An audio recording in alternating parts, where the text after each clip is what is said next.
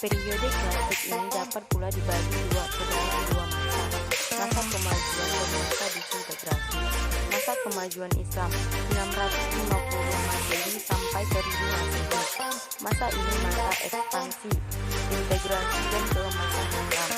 Dalam hal ekspansi, sebelum Nabi Muhammad SAW wafat di tahun 623 Masehi, seluruh semenanjung Arabia telah tunduk ke bawah kekuasaan Islam.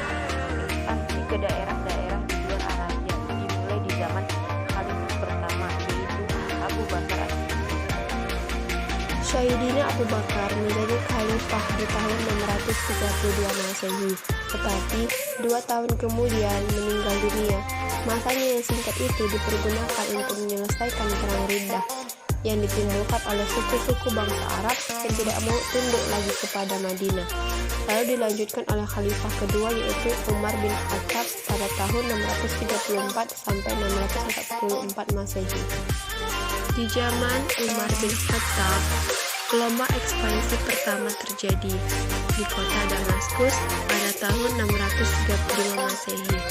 Dan setahun kemudian, setelah tentara Bizantium kalah, pertempuran di Yarmouk jatuh ke bawah kekuasaan Islam. Ekspansi diteruskan ke Irak dan Mesir. Irak jatuh di tangan Islam pada tahun 637 Masehi, sedangkan Mesir jatuh di tangan Islam pada tahun 640 Masehi. Setelah Irak jatuh ke tangan Islam, lalu dilanjutkan dengan serangan di Persia. Persia jatuh di tangan Islam pada tahun 641 Masehi.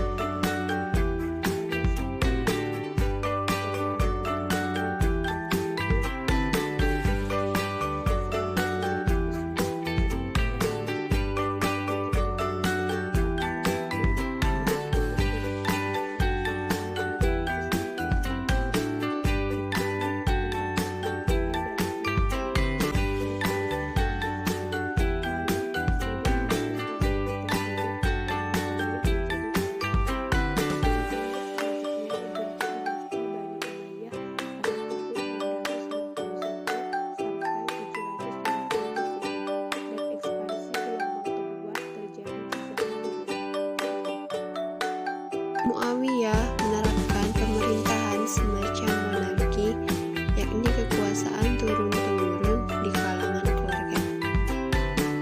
Keberhasilan menumbangkan dinasti Umayyah tidak dapat dilepaskan dari beberapa faktor, yaitu gencarnya propaganda yang dilakukan oleh Al-Abbas kepada setiap penduduk yang kecewa atas kepemimpinan dinasti Bani Umayyah.